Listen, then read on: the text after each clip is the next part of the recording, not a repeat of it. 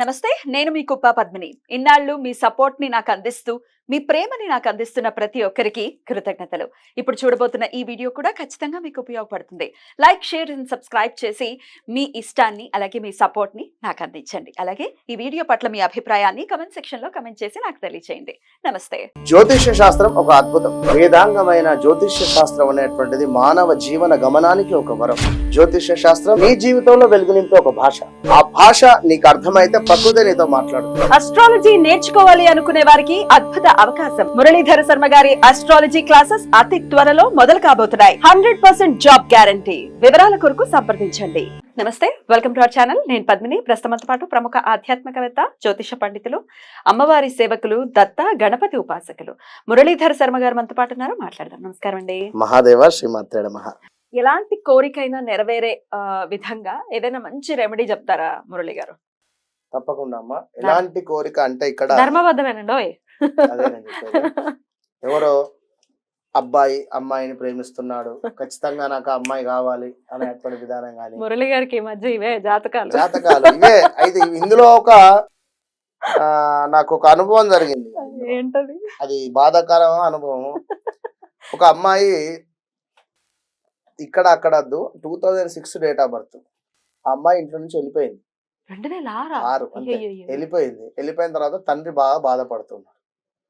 బాధపడేటువంటి సందర్భంలో తండ్రి, నేను చెప్పా, అమ్మాయికి కాలసర్ప దోషం బీభత్సంగా ఉంది, దీంతో పాటుగా కుజదోషం కూడా ఉంది. అష్టమ స్థానంలో కుజుడు నీచబడి ఉన్నాడు.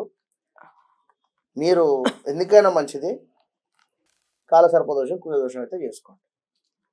చక్కగా గుళ్ళో పూజ చేయించాం, అయిపోయింది. 4వ రోజుకు ఫోన్ వచ్చింది. నాన్న నేను పలానా, అంటే వెళ్ళిపోయింది అనేది కానీ పలానా అబ్బాయితో కానీ వీళ్ళకేం తెలియదు విషయం. 4 రోజుల తర్వాత ఫోన్ రావడం జరిగింది. అటు పిమ్మట ఏమని వచ్చింది, మాకు ఇట్లా రిసెప్షన్ చేస్తున్నారు, మీరు రావాలి అని చెప్పి ఫోన్ వచ్చింది. ఫస్ట్ మీరు వెళ్ళండి, ఎందుకంటే విషయం ఏది తెలియదు, దోష నివారణ చేశాము, అమ్మవారు మీకు ఇచ్చినటువంటి రిజల్ట్ అది, వెళ్ళండి అంటే నేను వెళ్ళాను పంతులు గారు అన్న. ఓకే మీ ఇష్టం అన్న. ఇట్లా ఇట్లా ఇట్లా ఆ అమ్మాయి మీ ఇంటికి వస్తాను అని చెప్పంటే, ఏది మా ఇంటికి, తల్లిగారింటికి. నాన్న నేను ఇంటికి వస్తానంటే, వస్తే రాబిడ్డను ఒక్కనిరా, ఎవరు అల్లుడు గిట్ట ఎవరు వద్దు అన్నట్టుగా వారు. అంటే వారికి ఉండే బాధ ఉంటుంది కదా అమ్మ. ఇట్లా ఏమైంది ఇది, మేమిద్దరం విడిపోవాలని చెప్పి మీరేమో పూజ చేయించారట కదా, మాకు తెలిసింది, మీరు రామియ మీ ఇంటికి అన్నమాట లాస్ట్. అంటే అసలు అలాంటి పూజలు ఉంటాయా? నేను ఏం చెప్తున్నా, దేవాలయంలో చక్కగా కూడా గణపతి స్వామివారు ఉండేటువంటి దేవాలయంలో మనం చేసినటువంటిది ఇది. దీనికి వాళ్ళు అంటే వాళ్ళ మైండ్ సెట్ అట్లా అర్థం చేసుకున్నారు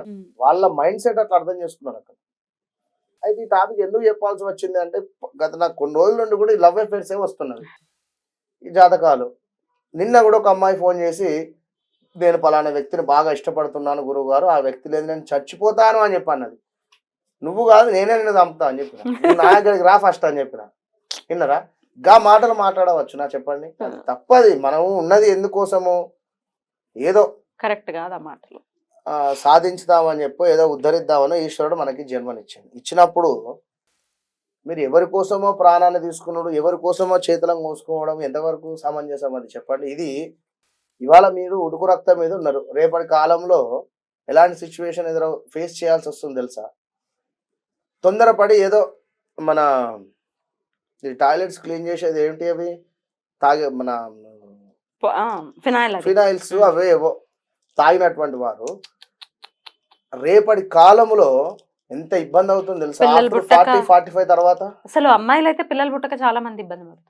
గాజులను దంచుకొని మింగినటువంటి వారు ఉన్నారు. నేను ఏం చెప్పాలి, చేతికి వేసుకునే గాజులు అన్నట వారు దంచుకొని తిన్నారట, మింగినట.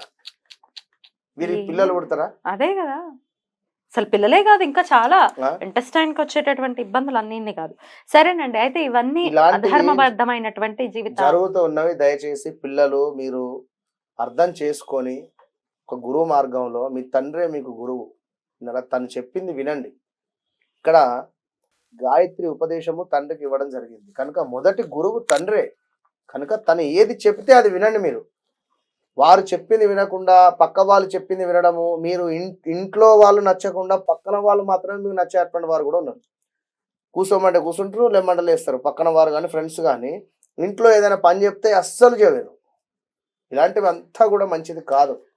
ఇట్లా ఇప్పుడు తల్లిదండ్రులకే కోరిక ఉంది మరి, ఇట్లా మా అమ్మాయి గాని మా అబ్బాయి గాని ఇట్లా వేరే అమ్మాయిల్ని వేరే అబ్బాయిల్ని ఇష్టపడుతూ ఉన్నారు, ఇప్పుడు కరెక్ట్ కాదు. వాళ్ళ తల్లిదండ్రులు డెఫినెట్ గా మేలు కోరే అనుకుంటారు కదా, అదొక కోరిక అనుకోవచ్చు. అసలు కోరిక ఏదైనా నెరవేరాలంటే ఏం చేయాల్సి ఉంటుంది? ఇదే చేద్దామమ్మా. ఏది ఈ తల్లిదండ్రులకే ఇద్దాం ఈ మంత్రం.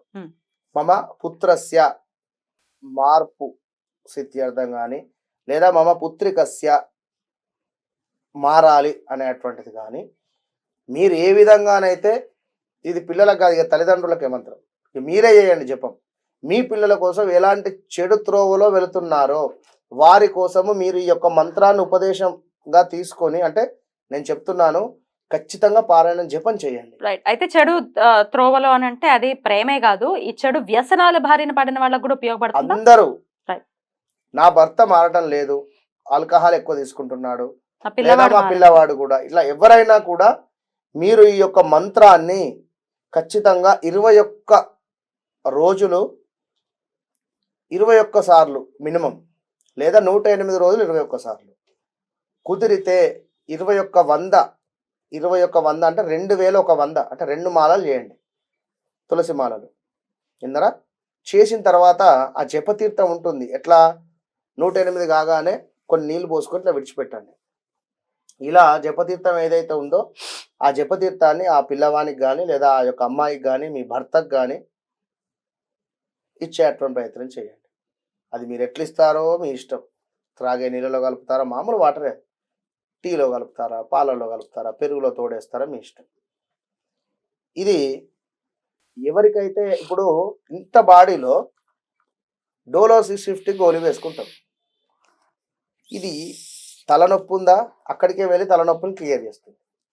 అట్లాగే మీ సంకల్పం ఏదైతే ఉందో ఈ మంత్రము వారికి మాత్రమే పారుతుంది. మరి పెరుగులో తోడేస్తాం, అందరం తింటాం కదా అంటే తినొచ్చు, ఏం ప్రాబ్లం లేదు.